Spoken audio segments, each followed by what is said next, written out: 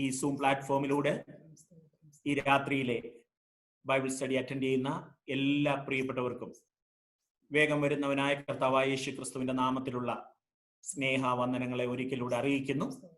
ഈ രാത്രിയും നമ്മൾ ഒരുമിച്ച് ദൈവത്തിന്റെ പാദപീഠത്തിലായിരിക്കുന്നത് നമ്മുടെ ജീവിതത്തിൽ എല്ലാവർക്കും ഒരുപോലെ അനുഗ്രഹത്തിന് കാരണമായി തീരുവാൻ ദൈവമാകുന്ന കർത്താവ് നമ്മെ ഓരോരുത്തരെയും സഹായിക്കട്ടെ എന്ന് ആത്മാർത്ഥമായി പ്രാർത്ഥിക്കുകയും ആശംസിക്കുകയും ചെയ്യുന്നു. കഴിഞ്ഞ ആഴ്ച നമ്മൾ ചിന്തിച്ചതിന്റെ തുടർച്ചയായിട്ട് തന്നെയാണ് ഈ ആഴ്ച ചിന്തിക്കുന്നത്. Let us turn our attention to the book of Romans, chapter 7, verses 20 to 25.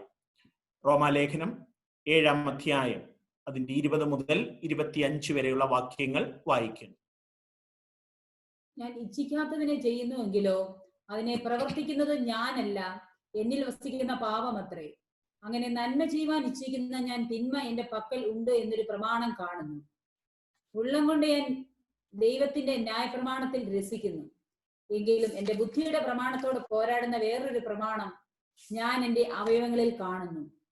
അത് എന്റെ അവയവങ്ങളിലുള്ള പാപപ്രമാണത്തിന് എന്നെ ബദ്ധനാക്കി കളയുന്നു. അയ്യോ, ഞാൻ അരിഷ്ട മനുഷ്യൻ! ഈ മരണത്തിന് അധീനമായ ശരീരത്തിൽ നിന്ന് എന്നെ ആർ വിടുവിക്കും? നമ്മുടെ കർത്താവായ യേശുക്രിസ്തു മുഖാന്തരം ഞാൻ ദൈവത്തിന് സ്തോത്രം ചെയ്യുന്നു. ഇങ്ങനെ ഞാൻ തന്നെ ബുദ്ധി കൊണ്ട് ദൈവത്തിന്റെ പ്രമാണത്തെയും ജഡം കൊണ്ട് പാപത്തിന്റെ പ്രമാണത്തെയും സേവിക്കുന്നു. ഒരു നിമിഷം കൂടെ നമ്മുടെ കണ്ണുകളെ നമുക്ക് ദൈവസന്നിധിയിൽ അടയ്ക്കാം. നമുക്ക് പ്രാർത്ഥിക്കാം. പരിശുദ്ധ പിതാവേ, ഞങ്ങൾ വീണ്ടും അങ്ങയുടെ പാദപീഠത്തിലേക്ക് അടുത്തു വരുന്നു. സ്വർഗത്തിൽ എന്നേക്ക് സ്ഥിരമായിരിക്കുന്നതും ദൈവത്തിന്റെ ആത്മാവിനാൽ എഴുതപ്പെട്ട ദൈവവചനം, അതേ ആത്മാവിന്റെ ശക്തിയോടുകൂടി ഈ രാത്രിയും ഞങ്ങൾക്ക് വിഭാഗിച്ചു തരണമേ. വചനത്തിന്റെ വാതിലുകളെ അവിടുന്ന് തുറക്കണം, ഒരുമിച്ച് അനുഗ്രഹിക്കണം. യേശു ക്രിസ്തുവിൻ നാമത്തിൽ തന്നെ, ആമേൻ. കഴിഞ്ഞ ചില ആഴ്ചകളായി നമ്മൾ ഒരുമിച്ച് റോമാലേഖനം 7-ാം അധ്യായം പഠിച്ചുകൊണ്ടിരിക്കുകയാണല്ലോ. പ്രത്യേകിച്ച് റോമാലേഖനം 7-ാം അധ്യായം 3 സെക്ഷനായിട്ട് തിരിച്ചാണ് നമ്മൾ പഠിച്ചത്. അതിൽ ഒന്നാമത്തെ ഭാഗം നമ്മൾ കണ്ടത് ദ അതോറിറ്റി ഓഫ് ലോ, ന്യായപ്രമാണത്തിന്റെ അധികാരത്തെ കുറിച്ച് നമ്മൾ പഠിപ്പാനായിട്ട് ഇടയായി തീർന്നു. രണ്ടാമത്തെ ഭാഗം ദ മിനിസ്ട്രി ഓഫ് ലോ, ന്യായപ്രമാണത്തിന്റെ ശുശ്രൂഷകളെ കുറിച്ച് നമ്മൾ പഠിപ്പാനായിട്ട് ഇടയായി തീർന്നു. മൂന്നാം ഭാഗമാണ് കഴിഞ്ഞ ആഴ്ചയായി നമ്മൾ പഠിച്ചുകൊണ്ടിരിക്കുന്നത്. അതിനകത്ത് നമ്മൾ 14 മുതലുള്ള വാക്യങ്ങൾ, നമ്മൾ 15 മുതലുള്ള വാക്യങ്ങൾ തുടർച്ചയായിട്ട് ചിന്തിച്ചു കൊണ്ടിരിക്കുകയായിരുന്നു. അതിന് കഴിഞ്ഞ ആഴ്ച നമ്മൾ 15 മുതൽ 20 വരെയുള്ള വാക്യങ്ങളാണ് ഒന്നിച്ച് ചിന്തിപ്പാനായിട്ട് ഇടയായി തീർന്നത്. അവിടെ നമുക്ക് കാണാൻ കഴിയുന്നത് the inability of the law, അല്ലെങ്കിൽ ന്യായപ്രമാണത്തിന്റെ അപര്യാപ്തതകളെ കുറിച്ചാണ് നമ്മൾ കഴിഞ്ഞ ദിവസങ്ങളിലായി അവസാന ഭാഗങ്ങളിൽ ഈ 14 മുതൽ ഇങ്ങോട്ടുള്ള വാക്യങ്ങൾ പഠിച്ചു വരുന്നത്. അപ്പൊ അതിന്റെ അവസാന ഭാഗം 7-ാം അധ്യായം, അതിന്റെ അവസാന ഭാഗമാണ് ഇന്ന് നമ്മൾ ചിന്തിക്കുന്നത്. അപ്പോൾ ന്യായപ്രമാണത്തിന്റെ അപര്യാപ്തതയിൽ ഒന്നാമത്തെ കാര്യം നമ്മൾ പഠിച്ചു. The law cannot change the human being. മനുഷ്യനെ രൂപാന്തരപ്പെടുത്തുവാൻ ന്യായപ്രമാണത്തിന് കഴിവില്ല. രണ്ടാമതായിട്ട് നമ്മൾ പഠിച്ചത് the law cannot enable you to do good.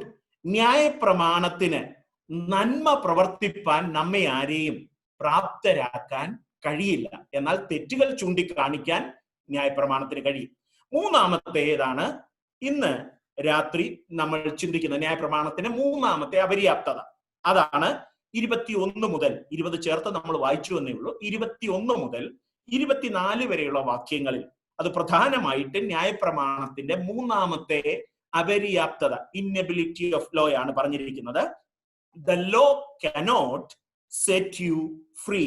ന്യായപ്രമാണം എന്നെയും നിങ്ങളെയും, അല്ലെങ്കിൽ മനുഷ്യനെ സ്വതന്ത്രനാക്കുന്നില്ല. അപ്പോൾ മൂന്നാമത്തെ ഭാഗമാണ്, അല്ലെങ്കിൽ ന്യായപ്രമാണത്തിന്റെ മൂന്നാമത്തെ അപര്യാപ്തതയാണ്, ഇന്നബിലിറ്റിയാണ് ഇന്ന് രാത്രി നമ്മൾ ഒരുമിച്ച് പഠിക്കുന്നത്. അപ്പോൾ നമ്മൾ ആ വാക്യങ്ങൾ ഒന്നുകൂടെ നോക്കാൻ പോവുകയാണ്. അതിന്റെ 21-ഉം 22-ഉം വാക്യങ്ങൾ നമ്മൾ ഒന്നുകൂടെ വായിക്കാൻ പോവുകയാണ്. റോമാലേഖനം 7-ാം അധ്യായം 21-ഉം 22 നമ്മൾ ഒന്നുകൂടെ വായിക്കുകയാണ്. അങ്ങനെ നന്മ ചെയ്യുവാൻ ഇച്ഛിക്കുന്ന ഞാൻ തിന്മ എന്റെ പക്കലുണ്ട് എന്നൊരു പ്രമാണം കാണുന്നു. ഉള്ളം കൊണ്ട് ഞാൻ ദൈവത്തിന്റെ പ്രമാണത്തിൽ രസിക്കുന്നു. അപ്പൊ നമ്മൾ ശ്രദ്ധിച്ച് മനസ്സിലാക്കേണ്ട കാര്യം, രക്ഷിക്കപ്പെട്ട് സ്നാനപ്പെട്ട് കർത്താവിന്റെ കൽപ്പന അനുസരിച്ച് ദൈവ പൈതലായി തീർന്നിരിക്കുന്ന ഒരു വ്യക്തിക്ക് താൻ മനസ്സിലാക്കേണ്ട ഏറ്റവും പ്രധാനപ്പെട്ട കാര്യമെന്ന് പറയുന്നത്, the believer has an old nature that wants to keep him or her in bondage.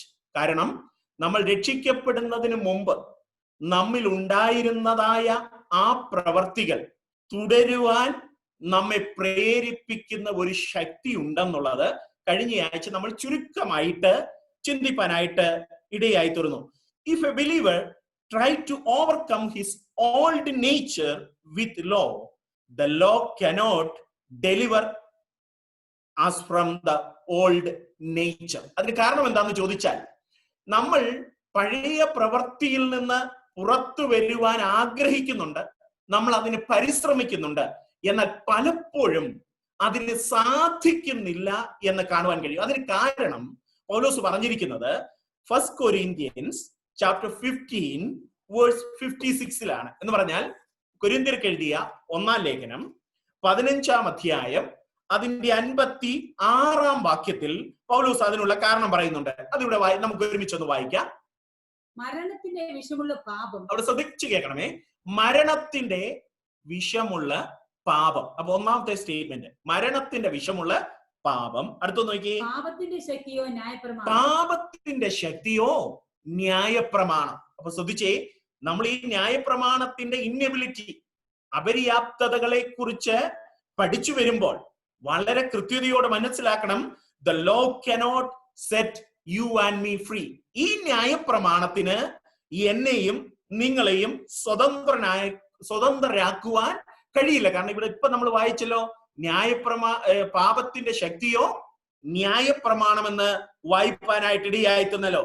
Instead of being a dynamo that gives us power to overcome, the law is a magnet that draws out of us all kinds of sin and corruption. പലപ്പോഴും നമ്മെ ഇതിൽ നിന്ന് പുറത്തു കൊണ്ടുവരുവാൻ, അല്ലെങ്കിൽ പാപത്തിന്റെ ബോണ്ടേജിൽ നിന്ന്, മറ്റുള്ള ചിന്തകളിൽ നിന്ന് പുറത്തു കൊണ്ടുവരുവാനുള്ള ഒരു ശ്രമത്തിന് പകരം പലപ്പോഴും ഒരു കാന്തം ഇരുമ്പിനെ ആകർഷിക്കുന്നത് പോലെ നമ്മുടെ ജീവിതത്തിലെ തെറ്റുകളെയും കറപ്ഷനെയും പാപത്തെയും ചൂണ്ടിക്കാണിപ്പാൻ മാത്രമേ ന്യായപ്രമാണത്തിന് കഴിയത്തുള്ളൂ. അല്ലെങ്കിൽ നിങ്ങൾ ന്യായപ്രമാണം വായിച്ചിട്ടുള്ളവരാണല്ലോ, അതിലറിയാമല്ലോ, തെറ്റുകൾ ചൂണ്ടിക്കാണിക്കുവാൻ ന്യായപ്രമാണത്തിന് കഴിയും. പക്ഷേ നമ്മെ ഒരിക്കലും സ്വതന്ത്രരാക്കാൻ ന്യായപ്രമാണത്തിന് കഴിയത്തില്ല എന്ന് തിരുവചനം നമ്മെ പഠിപ്പിക്കുന്നു. ദ ഇൻവേർഡ് മാൻ, പിന്നെ അടുത്ത വാക്കിൽ നമ്മൾ ചിന്തിച്ചാൽ, the inward man may delight in the law of God. അത് സങ്കീർത്തനക്കാരനാ പറയുന്നത്. 119-ാം സങ്കീർത്തനത്തിൽ നമുക്കത് കാണുവാനായിട്ട് കഴിയും. സാംസ് 119 verse 35 നമുക്കത് കാണുവാനായിട്ട് കഴിയും. The inward man may delight in the law of God. 119-ാം സങ്കീർത്തനം സാംസ് 119 verse 35, 35-ാം വാക്യം നമുക്കൊന്ന് നോക്കാം. 119:35. നിന്റെ കൽപ്പനകളുടെ പാതയിൽ എന്നെ നടത്തണമേ.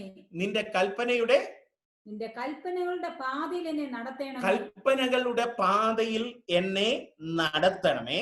ഞാൻ അതിൽ ഇഷ്ടപ്പെടുന്നു. അതുകൊണ്ടാണ് ഞാൻ പറഞ്ഞത്, the inward man may delight in the law of God. നമ്മുടെ അകത്തെ മനുഷ്യൻ ന്യായപ്രമാണത്തിൽ ഇഷ്ടപ്പെടുന്നു. but the old nature delight in breaking the law of God. അപ്പൊ ഡിഫറൻസ് മനസ്സിലായല്ലോ. നമ്മുടെ അകത്തെ മനുഷ്യൻ ന്യായപ്രമാണത്തിൽ ഇഷ്ടപ്പെടുമ്പോൾ, നമ്മുടെ പുറമേയുള്ള മനുഷ്യൻ അല്ലെങ്കിൽ പഴയ മനുഷ്യന്, അങ്ങനെയാണ് നമ്മൾ മനസ്സിലാക്കേണ്ടത്, പഴയ മനുഷ്യൻ, ഓൾഡ് നേച്ചർ, ആ പഴയ പ്രകൃതത്തിന് എന്ന് പറഞ്ഞാൽ യേശുവിനോട് ബന്ധപ്പെടുന്നതിന് മുമ്പുള്ള ആ പ്രകൃതം, ആ നേച്ചറിന്, ആ സ്വഭാവത്തിന് എപ്പോഴും ഇഷ്ടമെന്ന് പറയുന്നത്, the old nature delight in breaking the law of God. ഇന്ന് രാത്രി നമ്മൾ ശ്രദ്ധിച്ച് മനസ്സിലാക്കണം. നമ്മൾ രക്ഷിക്കപ്പെട്ടു എന്ന് കരുതി ആ ക്ലച്ചസ് നമ്മെ വിട്ട് പൂർണ്ണമായി മാറിയെന്ന് ആരും ചിന്തിക്കരുത്. നാം ഈ ലോകത്തിൽ ആയിരിക്കുമ്പോൾ നമ്മുടെ അവസാന ശ്വാസം വരെ ഈ ടഗ് ഓഫ് വാർ നടന്നുകൊണ്ടിരിക്കുകയാണ്. അപ്പോൾ എപ്പോഴും അകത്തെ മനുഷ്യൻ ആത്മീയമായി വളരണമെന്നും ക്രിസ്തുവിന്റെ തലയോളം വളരണമെന്നും ക്രിസ്തുവിൽ എപ്പോഴും സന്തോഷിക്കണമെന്നും ആഗ്രഹിക്കുമ്പോൾ നമ്മുടെ പഴയ മനുഷ്യൻ എപ്പോഴും ആഗ്രഹിക്കുകയും പ്രേരണ ചെലുത്തുകയും ചെയ്യുന്നത് ബ്രേക്കിംഗ് ദ ലോ, അല്ലെങ്കിൽ ന്യായപ്രമാണത്തെ, ദൈവത്തിന്റെ കൽപ്പനകളെ ലംഘിക്കുവാനാണ് പഴയ മനുഷ്യൻ എപ്പോഴും പ്രേരിപ്പിക്കുന്നതെന്ന് ദൈവ പൈതൽ എപ്പോഴും മനസ്സിലാക്കുക. അങ്ങനെയെങ്കിൽ ഒരു വിശ്വാസി എപ്പോഴും തിരിച്ചറിയേണ്ട ഒരു കാര്യമാണ്, ഒരു മല്ലയുദ്ധം നടന്നുകൊണ്ടിരിക്കുക, അകത്തെ മനുഷ്യനും പുറവുമായിട്ട്, അല്ലെങ്കിൽ പഴയ പ്രകൃതവുമായിട്ട്. അതുകൊണ്ട് നമ്മൾ വളരെ ശ്രദ്ധയോടെ ആയിരിക്കണമെന്ന് നമ്മൾ മനസ്സിലാക്കുക. അങ്ങനെയെങ്കിൽ നമുക്ക് ഇങ്ങനെ പറയാൻ കഴിയും, no wonder the believer under law becomes tired and discouraged and eventually gives up. ഇങ്ങനെ അകത്തെ മനുഷ്യൻ ക്രിസ്തുവിൽ വളരുവാൻ ആഗ്രഹിച്ച്, ക്രിസ്തുവിന്റെ തലയോളം വളരുവാൻ ആഗ്രഹിച്ച് പല നിലകളിലും ഇങ്ങനെ മുൻപോട്ട് വരുമ്പോൾ നമ്മെ മടുപ്പിക്കുന്ന, നമ്മെ വിഷമിപ്പിക്കുന്ന, പുറകോട്ട് കൊണ്ടുപോകുവാൻ പരിശ്രമിക്കുന്ന അനേക വിഷയങ്ങൾ കടന്നു വരും. ഒരു ബലഹീന വിശ്വാസിയാണെങ്കിൽ, നമ്മൾ അങ്ങനെ പറയുന്നതാണ് ശരി, ഒരു ബലഹീന വിശ്വാസിയാണെങ്കിൽ, ക്രിസ്തുവിൽ അടിയുറച്ച് ദൈവവചനത്തിൽ അടിസ്ഥാനമില്ലാത്ത ഒരാളാണെങ്കിൽ, കുറേയേറെ പ്രതികൂലങ്ങൾ ഇങ്ങനെ വന്നു കഴിയുമ്പോൾ ഈ വളർച്ച തന്നെ നിന്നു പോകുമെന്നും ചിലരെങ്കിലും ഇത് വിട്ട് പിന്മാറിയിട്ടുണ്ടെന്നും നമ്മൾ നമ്മുടെ ചുറ്റുപാടുകളെ വീക്ഷിച്ചാൽ മനസ്സിലാക്കാനായിട്ട് കഴിയും. അതുകൊണ്ടാണ് ഞാൻ മുമ്പേ പറഞ്ഞത്, ഇതൊരു ടഗ് ഓഫ് വാർ ആണ്. ഇതിൽ വിജയിക്കേണ്ടത് എങ്ങനെയെന്ന് ചോദിച്ചാൽ ദൈവത്തിന്റെ കൃപയോടുകൂടെയാണ് നമ്മൾ ജയിക്കേണ്ടത്. അങ്ങനെയെങ്കിൽ ഇന്ന് രാത്രി നമ്മൾ മനസ്സിലാക്കേണ്ടത്, അങ്ങനെ ഗീവപ്പ് ആകുന്ന ഒരു വ്യക്തിയെ സംബന്ധിച്ച് he is A captive and his condition is wretched. അങ്ങനെ ദൈവവഴി വിട്ടുപോകുന്ന ആ ഒരു മനുഷ്യനെ ദൈവവചനം ചിത്രീകരിക്കുന്നത് അവൻ പഴയ പ്രകൃതത്തിന്, അല്ലെങ്കിൽ പഴയ പ്രകൃതത്തിന് അടിമയും നികൃഷ്ടനുമായി മാറുന്നു എന്ന് തിരുവചനം നമ്മെ പഠിപ്പിക്കുന്നു. അപ്പൊ അങ്ങനെയെങ്കിൽ അത് ഒരു വശം അവിടെ നിൽക്കുമ്പോൾ നമ്മൾ സ്വാഭാവികമായി ചിന്തിക്കേണ്ടത്, ഈസ് there any deliverance? നമ്മൾ അങ്ങനെയല്ലേ ചിന്തിക്കേണ്ടത്? ഒരു കാര്യം അങ്ങനെ സംഭവിക്കാൻ സാധ്യതയുള്ളപ്പോൾ, ഈ മല്ലയുദ്ധം നടക്കുമ്പോൾ, is there is any chance of deliverance? അതാണ് നമ്മൾ പഠിക്കേണ്ടത്. എങ്ങനെയാ we can say yes? എങ്ങനെയാണ് നമുക്ക് ആ ഡെലിവറൻസ്? Through Jesus Christ. ഇന്ന് രാത്രി ഞാനും നിങ്ങൾ മനസ്സിലാക്കേണ്ടത്, യേശു ക്രിസ്തുവിലൂടെ മാത്രമേ ഒരു ഡെലിവറൻസ് നമുക്ക് ലഭിക്കത്തുള്ളൂ. Because the believer is united to Christ. ഒരു യഥാർത്ഥ വിശ്വാസി, വിശ്വാസി എന്ന പേര് പോരാ, ദ ട്രൂ ബിലീവർ, ആ വാക്ക് ഉപയോഗിക്കാനാണ് എനിക്കിഷ്ടം. ദ ട്രൂ ബിലീവർ, യഥാർത്ഥ വിശ്വാസി, a true believer is united to Christ. ഇന്ന് രാത്രി നമ്മൾ ആഴത്തിൽ ഗ്രഹിക്കേണ്ടതും മനസ്സിലാക്കേണ്ടതുമായ കാര്യം അത് തന്നെയാണ്. A true believer is united to Christ because he is dead to the law and no is under the authority of the sin. He is no more under the reality of sin. ഇന്ന് രാത്രി നമ്മൾ തിരിച്ചറിയേണ്ട ഏറ്റവും പ്രധാനപ്പെട്ട കാര്യവും അതുതന്നെയാണ്. നമ്മൾ പാപത്തിൽ നിന്ന് ഒരിക്കൽ മോചിക്കപ്പെട്ടെങ്കിൽ, യേശു ക്രിസ്തുവിനാൽ ഞാനും നിങ്ങളും വീണ്ടെടുക്കപ്പെട്ടവരാണെങ്കിൽ, നമ്മൾ പാപത്തിന് ഇനി അധീനരാകുവാൻ പാടില്ല എന്ന് ഇന്ന് രാത്രി കൃത്യമായിട്ട് നമ്മൾ മനസ്സിലാക്കുവാനായിട്ട് ഇടയായി തീരണം. അങ്ങനെയെങ്കിൽ നമുക്ക് മറ്റൊരു വാക്കിൽ പറഞ്ഞാൽ, believer is alive to God and able to draw upon the power of the Holy Spirit. അങ്ങനെയെങ്കിൽ ഒരു ദൈവ പൈതൽ ക്രിസ്തുവിൽ ജീവിപ്പിക്കപ്പെട്ടവനാണ്, ക്രിസ്തുവിൽ പുനരുത്ഥാനം പ്രാപിച്ചവനാണ്. സ്നാന ശുശ്രൂഷയെ കുറിച്ച് നമ്മൾ മുമ്പ് ചിന്തിച്ചിട്ടുണ്ടല്ലോ. മുമ്പിലത്തെ അധ്യായങ്ങളിൽ യേശു ക്രിസ്തുവിനോടുകൂടെ മരിച്ച് അടക്കപ്പെട്ട ഉയർത്തെഴുന്നേറ്റതിന്റെ സിംബോളിക് ആയിട്ട് നമ്മൾ സ്നാന ശുശ്രൂഷയെ പഠിക്കുവാനായിട്ട് ഇടയായി തീർന്നല്ലോ. അങ്ങനെയാണെങ്കിൽ A believer is alive to God and able to draw upon the power of the Holy Spirit. അങ്ങനെയാണെങ്കിൽ യേശു ക്രിസ്തുവിലൂടെ ഞാനും നിങ്ങളും ജീവൻ പ്രാപിച്ചവരും, അതിനപ്പുറത്ത് ദൈവത്തിന്റെ പരിശുദ്ധാത്മാവിനാൽ പരിപൂർണമായി നിയന്ത്രിക്കപ്പെടുന്നവരുമാണ് ഞാനും നിങ്ങളുമെന്ന് ഇന്ന് രാത്രി ഉറപ്പുള്ള ദൈവജനം കരങ്ങൾ ഉയർത്തി ദൈവത്തെ ഒന്ന് മഹത്വപ്പെടുത്തിക്കേ. നമുക്കുണ്ടാകേണ്ട ഏറ്റവും വലിയ ചിന്ത അതാണ്. എന്റെ യേശുവിന്റെ രക്തത്താൽ ഞാൻ വീണ്ടെടുക്കപ്പെട്ടവനും ഇന്ന് രാത്രിയും ആ യേശുവിനാൽ നിയന്ത്രിക്കപ്പെടുന്നവനുമാണ് ഞാനെന്ന് ഇന്ന് രാത്രി തിരിച്ചറിയണം. അങ്ങനെയെങ്കിൽ അതിനോട് ബന്ധപ്പെട്ട് തന്നെ ചില ചിന്തകളൂടെ നമുക്ക് മുന്നോട്ട് ചിന്തിക്കാം. വളരെ വേഗത്തിൽ അതേ അധ്യായത്തിൽ തന്നെ റോമൻസ് ചാപ്റ്റർ 7 വേഴ്സ് 22 22-ാം വാക്യം നമ്മൾ നോക്കി. ഉള്ളം കൊണ്ട് ഞാൻ ദൈവത്തിന്റെ ന്യായപ്രമാണത്തിൽ രസിക്കുന്നു, എങ്കിലും എന്റെ ബുദ്ധിയുടെ പ്രമാണത്തോട് പോരാടുന്ന വേറൊരു പ്രമാണം ഞാൻ എന്റെ അവയവങ്ങളിൽ കാണുന്നു. അപ്പൊ ശ്രദ്ധിച്ചേ, അവിടെ നമുക്ക് താഴോട്ട് വായിച്ചു വന്നാൽ അപ്പോസ്തലനായ പൗലോസ് ഇവിടെ ഉദ്ദേശിക്കുന്നത് the inward man as opposed to the flesh, നമ്മുടെ അകത്തെ മനുഷ്യനും ജഡവുമായി അല്ലെങ്കിൽ പുറമേയുള്ള മനുഷ്യനുമായി എപ്പോഴും ഒരു മല്ലയുദ്ധം ഉണ്ടെന്ന് ഞാൻ മുമ്പേ പറഞ്ഞല്ലോ. അതാണ് പൗലോസ് ഇവിടെ ഒന്ന് എക്സ്പ്ലെയിൻ ചെയ്യാനായിട്ട് താല്പര്യപ്പെടുന്നത്. അതുകൊണ്ട് 24-ാം വാക്യത്തിൽ വരുമ്പോൾ ഒരിക്കലും അതൊരു കോൺട്രഡിക്ഷൻ ആയിട്ട് നമുക്ക് തോന്നരുത്. ഞാൻ അത് കൃത്യമായിട്ട് തന്നെ പറയാം. 24-ാം വാക്യം കൂടെ നമുക്ക് നോക്കാം. വേഴ്സ് 24.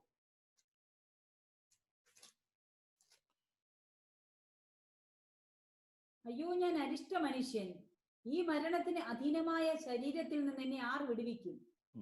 നമ്മുടെ കർത്താവ് യേശുക്രിസ്തു മുഖാന്തരം ഞാൻ ദൈവത്തിന് സ്തോത്രം ചെയ്യുന്നു.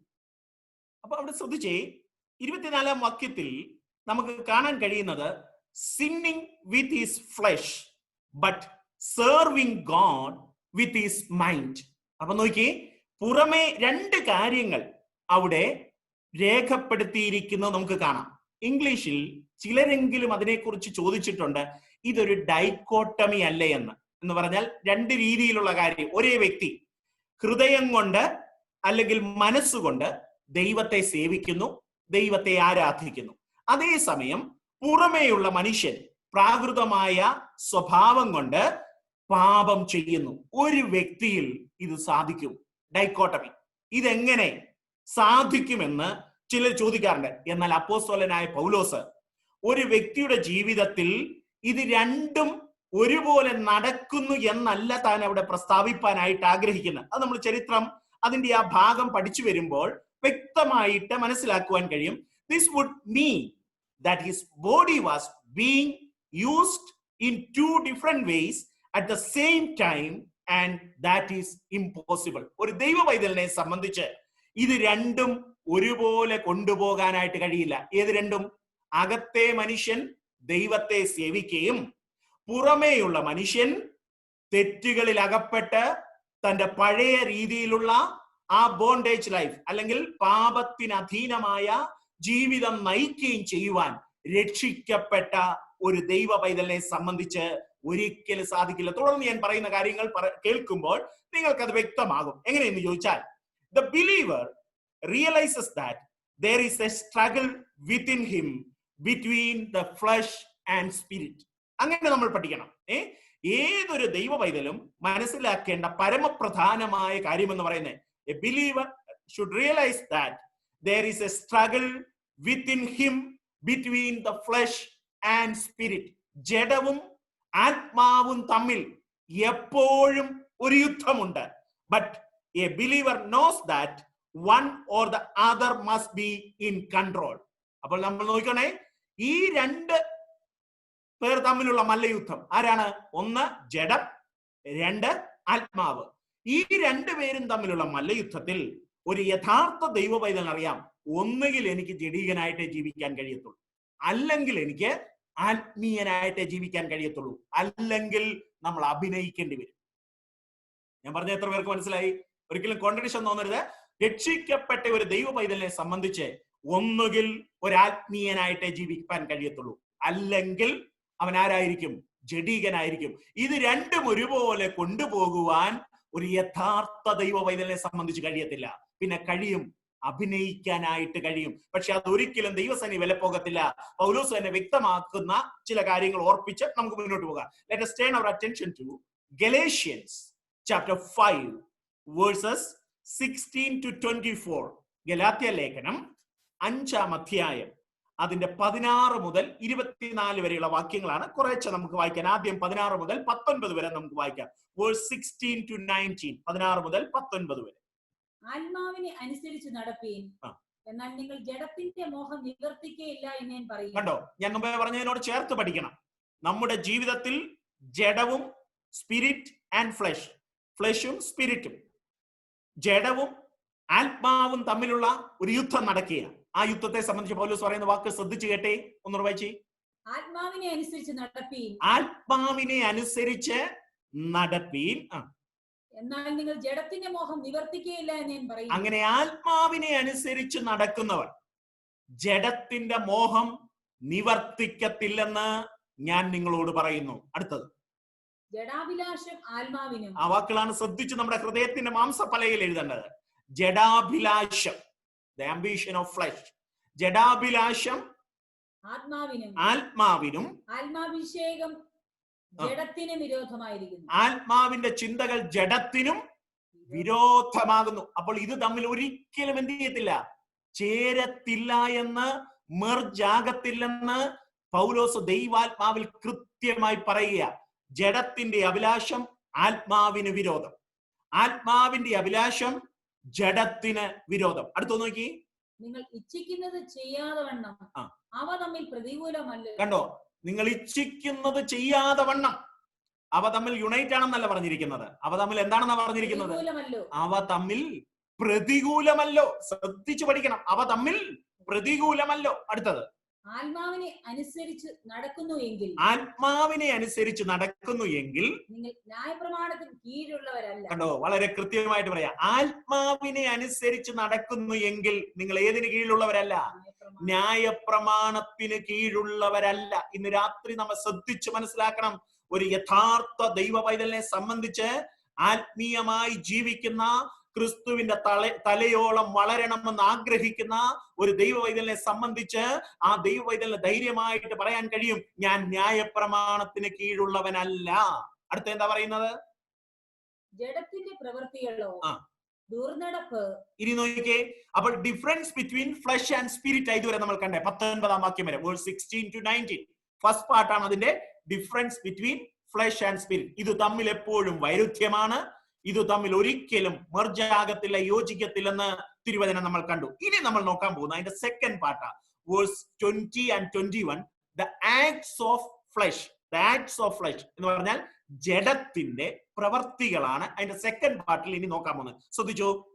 ജഡത്തിന്റെ പ്രവൃത്തികളോ ദുർനടപ്പ്, അശുദ്ധി, ദുഷ്കാമം, വിഗ്രഹാരാധന, ആഭിചാരം, പക, പിണക്കം, ജാരശങ്ക, ക്രോധം, ശാഠ്യം, ദ്വന്ദ്വപക്ഷം, ഭിന്നത, അസൂയ, മദ്യപാനം, വെറിക്കൂത്ത് മുതലായവ എന്ന് തെളിവാകുന്നു. അപ്പൊ നിങ്ങൾ ശ്രദ്ധിച്ച് അവിടെ വായിച്ചാൽ ദ ആക്ട്സ് ഓഫ് ഫ്ലഷ് അല്ലെങ്കിൽ ജഡത്തിന്റെ പ്രവർത്തികൾ 15 എണ്ണം, 15 നമ്പേഴ്സ്, 15 എണ്ണം അപ്പോസ്തലനായ പൗലോസ് കൃത്യമായി അവിടെ രേഖപ്പെടുത്തിയിട്ടുണ്ട്. അപ്പൊ ഒന്നാമത്തെ പാർട്ട് മറക്കരുത്, difference between flesh and spirit. ആത്മാവ് ജഡത്തിനും ജഡം ആത്മാവിനും വിപരീതമാകുന്നു, എതിരാകുന്നു. ഇനി അത് തെളിയിക്കാൻ പൗലോസ് രണ്ടാമത്തെ പാർട്ട് വരുമ്പോൾ വേഴ്സ് 20 and 21 വളരെ ക്ലിയർ ആയിട്ട് പറയുകയാണ്, the acts of flesh are 15 numbers. 15 കാര്യങ്ങൾ ജഡത്തിന്റെ പ്രവർത്തികൾ എന്നും പറഞ്ഞ് പൗലോസ് പറഞ്ഞിരിക്കുക. ഇനി അതിന്റെ തേർഡ് പാർട്ടിൽ പറഞ്ഞിരിക്കുന്നത് the fruits of the spirit, ആത്മാവിന്റെ ഫലങ്ങളെ കുറിച്ചാണ്. 22, 23 വേഴ്സ് 22 and 23. ആത്മാവിന്റെ ഫലമോ സ്നേഹം, സന്തോഷം, സമാധാനം, ദീർഘക്ഷമ, ദയ, പരോപകാരം, വിശ്വസ്തത, സൗമ്യത, ഇന്ദ്രിയജയം. ഈ വകയ്ക്ക് വിരോധമായി ഒരു ന്യായപ്രമാണവും ഇല്ല. അപ്പൊ നോക്കിയേ, ഫ്ലഷിന്റെ ആക്ട് അല്ലെങ്കിൽ ജഡത്തിന്റെ പ്രവർത്തികൾ 15 എണ്ണം ഉള്ളപ്പോൾ ആത്മാവിന്റെ ഫലങ്ങൾ, the fruits of the spirit, ആത്മാവിന്റെ ഫലങ്ങൾ 9 എണ്ണം, 9 നമ്പേഴ്സ്. 9 എണ്ണത്തെ കുറിച്ച് പൗലോസ് കൃത്യമായിട്ട് അവിടെ എഴുതി വെച്ചിരിക്കുക. ഇനി നിങ്ങൾ സമയമുള്ളപ്പോൾ, ഈ ക്ലാസ് കഴിഞ്ഞിട്ട് സമയമുള്ളപ്പോൾ ഈ 15 ജഡത്തിന്റെ പ്രവർത്തികളും ഈ 9 ആത്മാവിന്റെ ഫലങ്ങളും തമ്മിൽ ഒന്ന് കമ്പയർ ചെയ്യണം. ഇതിലേതെങ്കിലും ഒരെണ്ണം തമ്മിൽ യോജിക്കുമോ എന്ന് നിങ്ങൾ കമ്പയർ ചെയ്യണം. എനിക്കിവിടെ സമയമില്ലാത്തതുകൊണ്ടല്ല ഞാൻ ഓരോന്നെടുത്ത് പറഞ്ഞുതരും. എങ്കിലും നിങ്ങൾ ഇന്ന് രാത്രി ഒരു ചെറിയ എക്സസൈസ് ചെയ്യണം.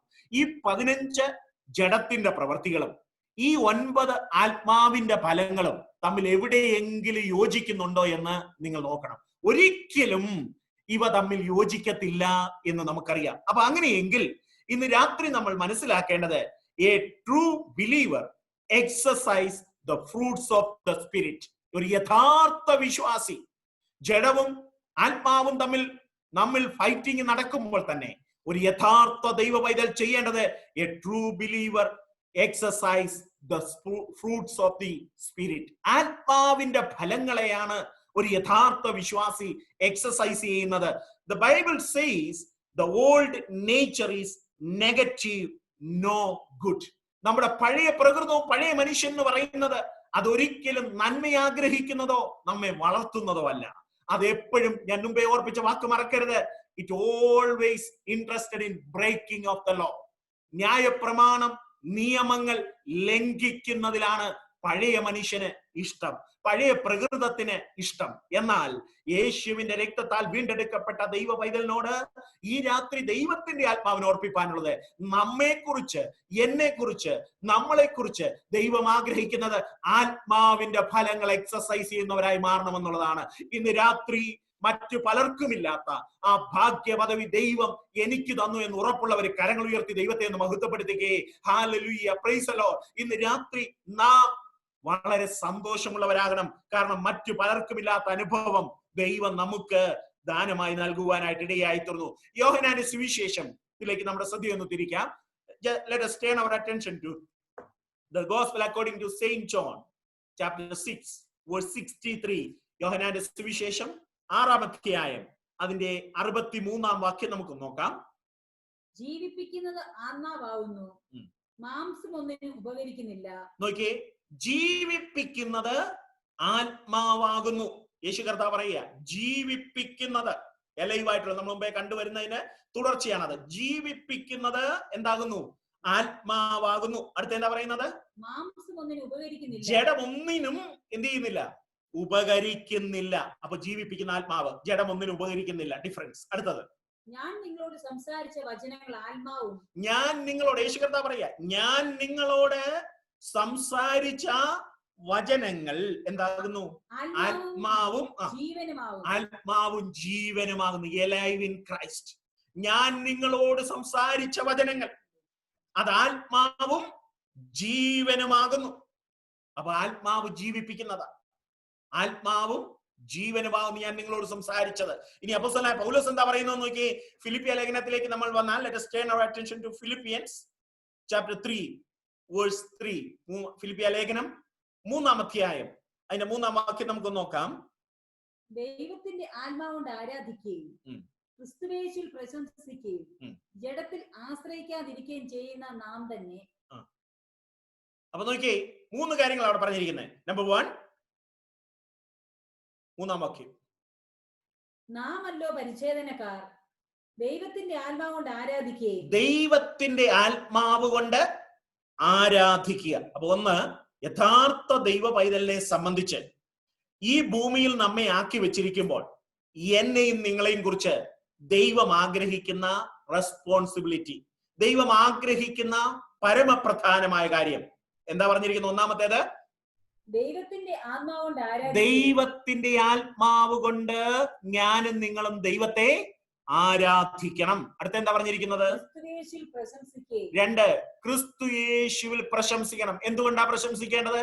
മറ്റു പലർക്കും ലഭിക്കാത്ത ഈ സൗഭാഗ്യ പദവിയിലേക്ക് എന്നെയും നിങ്ങളെയും കർത്താവ് കൂട്ടിവരുത്തിയെങ്കിൽ ക്രിസ്തു യേശുവിൽ പ്രശംസിക്കുവാൻ ഞാനും നിങ്ങളും ബാധ്യസ്ഥരാ. ഇന്ന് രാത്രി കർത്താവിനെ ആത്മാവിൽ ആരാധിപ്പാനും ക്രിസ്തു യേശുവിൽ പ്രശംസിപ്പാനും ഈ തലമുറയിൽ എനിക്കും നിങ്ങൾക്കും ദൈവം നൽകിയ ഭാഗ്യമോർത്ത് എത്ര പേര് കരങ്ങൾ ഉയർത്തി ദൈവത്തെ സ്തുതിപ്പാനായിട്ട് ഇടയായിത്തീരും. എന്നെ കേൾക്കുന്ന ദൈവത്തിന്റെ പൈതലേ, മറ്റു പലർക്കും ലഭിക്കാത്ത, നമ്മളെക്കാളൊക്കെ ശ്രേഷ്ഠരും ഉന്നതരും ഒക്കെ ഉണ്ടായിരുന്ന സ്ഥാനങ്ങളിൽ, മണ്ഡലങ്ങളിൽ ബുദ്ധിവൈഭവമുള്ളവരുണ്ടായിരുന്നപ്പോൾ, മറ്റു പല നിലകളിലും നമ്മേക്കാൾ ശ്രേഷ്ഠരുണ്ടായിരുന്നപ്പോൾ എന്നെയും നിങ്ങളെയും ദൈവം ഈ തലമുറയിൽ കണ്ടതോർത്താൽ എങ്ങനെ ദൈവത്തെ മഹത്വപ്പെടുത്താതിരിക്കും? അപ്പൊ അങ്ങനെയെങ്കിൽ ഇന്ന് രാത്രി നമ്മൾ തിരിച്ചറിയേണ്ടത്, എന്നെയും നിങ്ങളെയും ദൈവം തിരഞ്ഞെടുത്തത് ദൈവത്തെ ആരാധിപ്പാനും ദൈവത്തിൽ പ്രശംസിപ്പാനുമാണ്. വീണ്ടും 3-ാമതൊരു കാര്യം കൂടെ പൗലോസ് പറയുന്നുണ്ട്. 3-ാമതായി പറയുകയാണ്, ദൈവ ആത്മാവിൽ ആരാധിക്കണം, കർത്താവിൽ പ്രശംസിക്കണം. അടുത്ത എന്താ പറഞ്ഞിരിക്കുന്നത്? ജഡത്തിൽ ആശ്രയിക്കാതിരിക്കുകയും ചെയ്യുന്ന നമ്മൾ ജഡത്തിൽ എന്ത് ചെയ്യരുത്? ആശ്രയിക്കരുത്. പൗലോസ് തന്നെ പറയുന്നുണ്ട്, ജഡത്തിൽ ആശ്രയിക്കാനാണെങ്കിൽ നിങ്ങളെക്കാൾ എല്ലാം എനിക്ക് ആശ്രയിക്കാനുണ്ട്. പക്ഷേ പൗലോസ് പറയുക, അതെല്ലാം ഞാൻ ചപ്പെന്നും ചവറെന്നും എണ്ണുന്നു. ഫിലിപ്പിയ ലേഖനം 3-ാം അധ്യായം 12 മുതൽ 14 വരെയുള്ള വാക്യങ്ങൾ നിങ്ങൾ വായിച്ചാൽ സമയമില്ലാത്തതുകൊണ്ട് ഞാൻ വായിപ്പിക്കാതെ. ഫിലിപ്പിയൻസ് ചാപ്റ്റർ 3 വേഴ്സ് 12-14 കൃത്യമായിട്ട് പറയുന്നുണ്ട്, ജഡത്തിൽ ആശ്രയിക്കാനാണെങ്കിൽ എനിക്ക് നിങ്ങളെക്കാൾ എല്ലാം ആശ്രയിക്കാനുണ്ട്. പക്ഷേ അതെല്ലാം ക്രിസ്തു നിമിത്തം ഞാൻ ചപ്പെന്നും ചവറെന്നും എണ്ണുന്നു. അങ്ങനെയെങ്കിൽ ആത്മാവിൽ ആരാധിക്കാൻ തിരഞ്ഞെടുക്കപ്പെട്ട ദൈവ പൈതലേ, യേശു ക്രിസ്തുവിൽ പ്രശംസിപ്പാൻ തിരഞ്ഞെടുക്കപ്പെട്ട ദൈവ പൈതലേ, ഇന്ന് രാത്രി ദൈവത്തിന്റെ ആത്മാവ് നമ്മോട് ഓർപ്പിക്കുന്നത്, ജഡത്തിൽ പ്രശംസിപ്പാൻ നമുക്ക് അവകാശമില്ല. നമുക്ക് എവിടെയെങ്കിലും പ്രശംസിപ്പാൻ ഉണ്ടെങ്കിൽ നമ്മുടെ അരിമനാഥനായ യേശുവിന്റെ ക്രൂശിൽ മാത്രമേ പ്രശംസിപ്പാനുള്ളൂ. ഇന്ന് രാത്രി അത് വിശ്വസിക്കുന്ന ദൈവമക്കൾ ഒരു നിമിഷം കരങ്ങളൊന്ന് ഉയർത്തിപ്പിടിച്ചേ. എനിക്ക് എവിടെയെങ്കിലും പ്രശംസിപ്പാൻ ഉണ്ടെങ്കിൽ എന്റെ ധനത്തിലല്ല, എന്റെ മാനത്തിലല്ല, എന്റെ പ്രതാപത്തിലല്ല, എന്റെ മറ്റൊന്നിലുമല്ല. എനിക്ക് എവിടെയെങ്കിലും പ്രശംസിപ്പാനുണ്ടെങ്കിൽ എന്റെ അരിമനാഥന്റെ ക്രൂശിൽ മാത്രമേ എനിക്ക് പ്രശംസിപ്പാനുള്ളൂ. ഇന്ന് രാത്രി ആ ചിന്ത നമ്മുടെ ഉള്ളിലേക്ക് കയറട്ടെ. ബാക്കി എല്ലാം മറന്നുപോയാലും ഇന്ന് രാത്രി ആ ചിന്ത നമ്മുടെ ഉള്ളിൽ ഉണ്ടാകട്ടെ. എനിക്ക് ക്രിസ്തുവിലാണ് പ്രശംസിപ്പാനുള്ളത്, ക്രിസ്തു എന്ന തലയോളമാണ് വളരാനുള്ളത്. അപ്പൊ അങ്ങനെയെങ്കിൽ ഇന്ന് രാത്രി നമ്മൾ മനസ്സിലാക്കുക, if we depend on the energy of the flesh, we cannot serve God, we cannot please God or do any good thing. നമ്മൾ ജഡത്തിൽ ആശ്രയിച്ചാൽ നമുക്കൊരിക്കലും ദൈവത്തെ ശരിയായ നിലയിൽ സേവിപ്പാൻ കഴിയത്തില്ല. ഒരിക്കലും ദൈവത്തെ ശരിയായ നിലയിൽ പ്ലീസ് ചെയ്യുവാൻ, പ്രീതിപ്പെടുത്തുവാൻ കഴിയില്ല. ഒരിക്കലും ഒരു നല്ല കാര്യം ചെയ്യുവാൻ നമ്മെ കൊണ്ട് കഴിയില്ല. എന്നാൽ നാം അതിന്റെ മറുവശം മനസ്സിലാക്കുക. But if we yield to the Holy Spirit, then we have the power needed to obey his will. എന്നാൽ ജഡത്തിൽ ആശ്രയിക്കാതെ നമ്മൾ പരിശുദ്ധാത്മാവിന് വിധേയപ്പെട്ടാൽ ദൈവം ആഗ്രഹിക്കുന്ന നിലയിൽ അവന്റെ സന്നിധാനത്തിങ്കൽ ചെയ്തെടുക്കേണ്ട പ്രവർത്തികൾ ഈ ഭൂലോകത്തിൽ ചെയ്യുവാൻ, നമ്മുടെ ആയുസ്സിൽ ചെയ്യുവാൻ ദൈവം നമ്മെ ഇടയാക്കുമെന്ന്, അതിനാവശ്യമായ ഗൈഡൻസ് ദൈവത്തിന്റെ പരിശുദ്ധാത്മാവ് നൽകി തരുമെന്ന് വിശ്വസിക്കുന്ന ദൈവജനം ദൈവത്തെ ഒന്ന് മഹത്വപ്പെടുത്തുകയെ. ഇന്ന് രാത്രി ആ ഗൈഡൻസ് അല്ലേ എനിക്ക് നിങ്ങൾക്കും ആവശ്യം? അതിനുവേണ്ടി ഒന്ന് സമർപ്പിച്ചു കൊടുക്കാൻ എത്ര പേര് തയ്യാറാകും? നമുക്ക് വളരെ വേഗത്തിൽ അവസാനിപ്പിക്കണമല്ലോ. The flesh will never serve the law of God because the flesh is at war with God. ഒരിക്കലും നമ്മുടെ പഴയ മനുഷ്യൻ, നമ്മുടെ പ്രാകൃത സ്വഭാവം ദൈവകൽപ്പന അനുസരിക്കാൻ നമ്മെ അനുവദിക്കത്തില്ല. കാരണം ദൈവത്തോട് അത് ശത്രുത്വമാണെന്ന് ദൈവവചനം നമ്മള് പഠിപ്പാനായിട്ട് ഇടയായിത്തുന്നു. But the spirit can only obey the law of God. Therefore the secret of doing good is to yield to the Holy Spirit. ഞാൻ മുമ്പേ ഓർപ്പിച്ചതുപോലെ പരിശുദ്ധാത്മാവിന് ഞാൻ നിങ്ങൾ വിധേയപ്പെട്ട് കൊടുക്കുകയാണെങ്കിൽ ദൈവം ആഗ്രഹിക്കുന്ന നിലയിലുള്ള പ്രവർത്തികൾ ചെയ്ത് നല്ല ഒരു അന്ത്യം പ്രാപിപ്പാൻ ദൈവം എനിക്കും നിങ്ങൾക്കും ഇടയാക്കി തീരും. As we learn, we are dead to the old nature. നമ്മൾ തിരിച്ചറിയേണ്ടത് നമ്മൾ പഴയ പ്രകൃതം ഉപേക്ഷിച്ചവരാ, അതിനോട് ബൈ പറഞ്ഞവരാ, അതിനോട് നോ പറഞ്ഞവരാ. So we are dead to the law. ന്യായ പ്രമാണത്തിനോട് നമുക്കിനി ബന്ധമില്ല. But we are united to Christ. നമ്മൾ ക്രിസ്തുവിനോട് ചേർന്നവരാണ്, ക്രിസ്തുവിനെ ധരിച്ചവരാണ്. പുട്ട് ഓൺ ക്രൈസ്റ്റ് നമ്മൾ നേരത്തെ ചിന്തിച്ചിട്ടുണ്ടല്ലോ. ക്രിസ്തുവിനെ നാം ധരിച്ചവരാണ്. And alive in Christ. അങ്ങനെ ക്രിസ്തുവിനെ ധരിച്ചിരിക്കുന്ന എനിക്കും നിങ്ങൾക്കും ഈ രാത്രി ധൈര്യമായി പറയുവാൻ കഴിയണം, അതിനാലാണ് ഇന്നുവരെയും എനിക്ക് നിലനിൽക്കുവാൻ ഇടയായി തീർന്നത്. എന്റെ ജീവിതത്തിൽ ഏറ്റവും വലിയ കാര്യമായി ഞാൻ നിങ്ങൾ കരുതേണ്ടത് എന്റെ ക്രിസ്തുവിനെ ധരിപ്പാൻ ഈ തലമുറയിൽ ദൈവം എനിക്ക് ഭാഗ്യം നൽകിയത് കൊണ്ട് ഇന്നും സന്തോഷത്തോടെ സമാധാനത്തോടെ ജീവനുള്ളവനായി ജീവനുള്ള ദേഹിയായി എന്റെ ദൈവത്തെ ഉയർത്തുവാൻ ദൈവം എനിക്ക് ഭാഗ്യം നൽകുന്നു. എന്റെ കർത്താവിനെ ഉയർത്തുവാൻ ദൈവം എനിക്ക് ഭാഗ്യം നൽകുന്നു. So therefore can bring forth fruit unto God. അങ്ങനെ നമ്മൾ നിലനിൽക്കുന്നത് കൊണ്ട്, ക്രിസ്തുവിനെ ധരിച്ചിരിക്കുന്നത് കൊണ്ട്, ക്രിസ്തുവിന് വേണ്ടി ഫലം പുറപ്പെടുവിക്കുവാൻ ദൈവത്തിന്റെ പരിശുദ്ധാത്മാവ് എന്നെയും നിങ്ങളെയും ശക്തീകരിപ്പാൻ ഇടയായി തീരും. It is our union with Christ that enables us to serve God acceptably.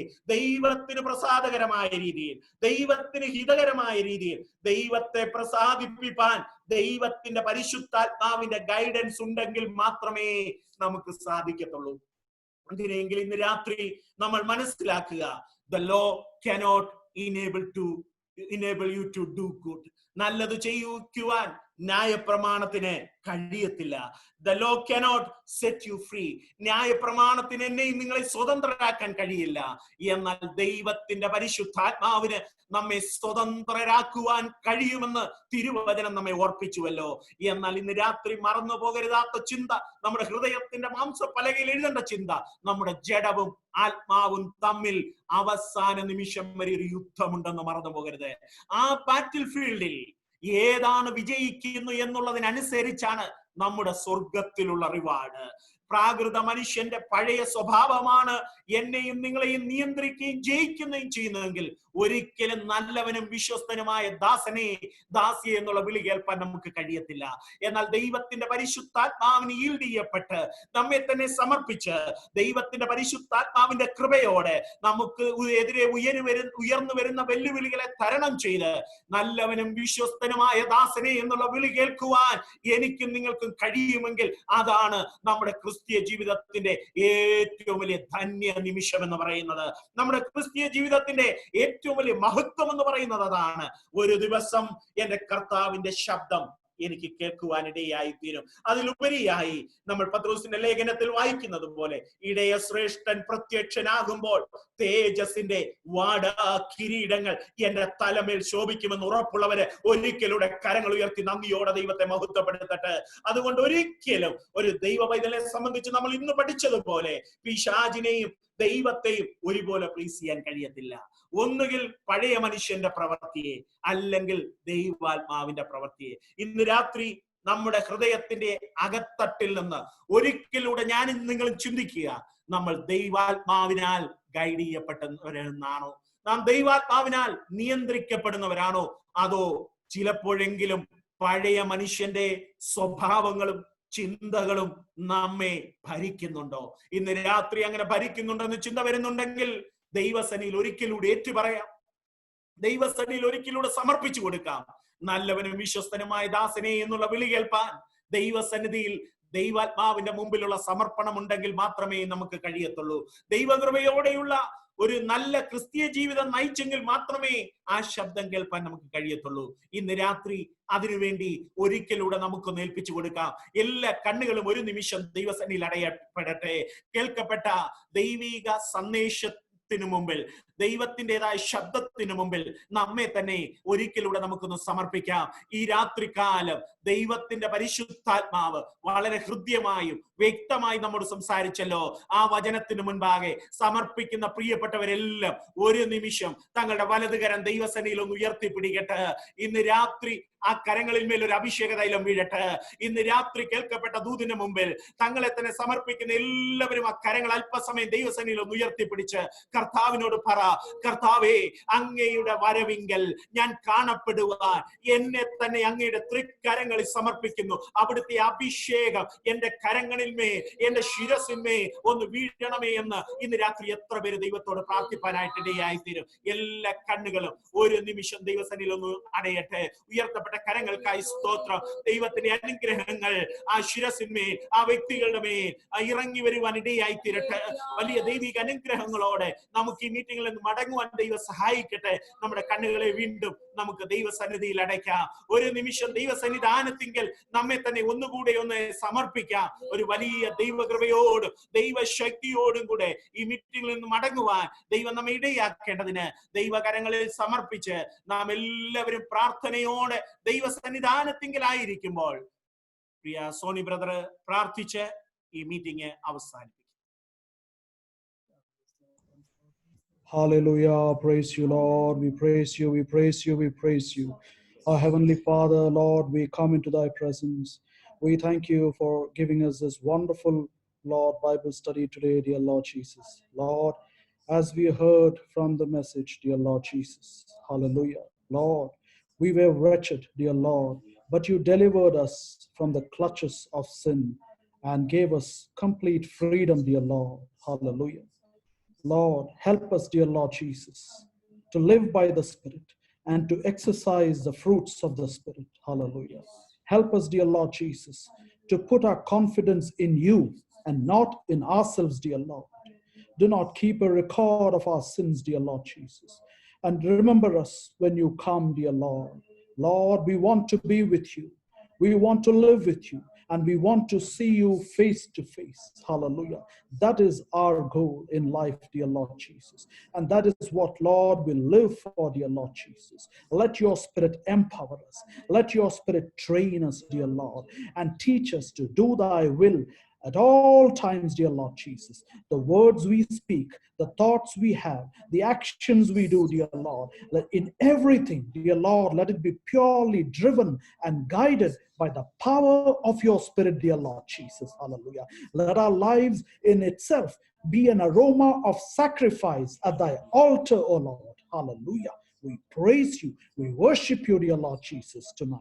And we thank you for enabling our dear pastor to give this wonderful Bible studies to us, dear Lord. Bless him and his ministry and his family, dear Lord Jesus. We pray for our pastors and their families. We pray for each one of our members, dear Lord Jesus. And each one of their needs, we submit them into your hands, dear Lord Jesus. Yes. Guide them and lead them and provide for them and deliver them and heal them, dear Lord Jesus. Let your hand, Lord, of blessing be upon each one of them, dear Lord. We pray for the family of believers around the world, pastors, missionaries, gospel workers across the world. We pray for this COVID situation around the world, dear Lord. Let your hand of healing be upon this world, dear Lord Jesus. Hallelujah. Remove this situation, dear Lord, and let your name be glorified and honored, dear Lord Jesus. Thank you for enabling us, dear Lord, once again to sit in your presence and to be able to listen to your word of God, to study it and to understand it, dear Lord. And let it be a continuous blessing for us in our lives, dear Lord Jesus. Hallelujah. Lord, and as we meet again, dear Lord, let your grace rest upon each one of us. We give you all the glory and honor. And we ask everything in the name of our dear Lord and Savior, Jesus Christ. Amen. ആമേൻ. പിതാവായ ദൈവത്തിന്റെ സ്നേഹവും പുത്രനായ യേശു ക്രിസ്തുവിന്റെ കൃപയും ആശ്വസിപ്പിച്ച് വഴിനടത്തുന്ന പരിശുദ്ധാത്മാവിന്റെ കൂട്ടായ്മയും സഹവാസവും നാം ഓർത്ത് പ്രാർത്ഥിച്ച എല്ലാ കാര്യങ്ങളോടും കർത്താവായ യേശുവിന്റെ രണ്ടാമത്തെ വരവരെയും ഉണ്ടായിരിക്കുമാറാകട്ടെ. ആമേൻ. ഈ രാത്രിയും ജയം തന്ന ദൈവത്തിന് സ്തോത്രം ചെയ്യാം. Hallelujah, hallelujah, hallelujah. പ്രത്യേകം ശ്രദ്ധിക്കുക,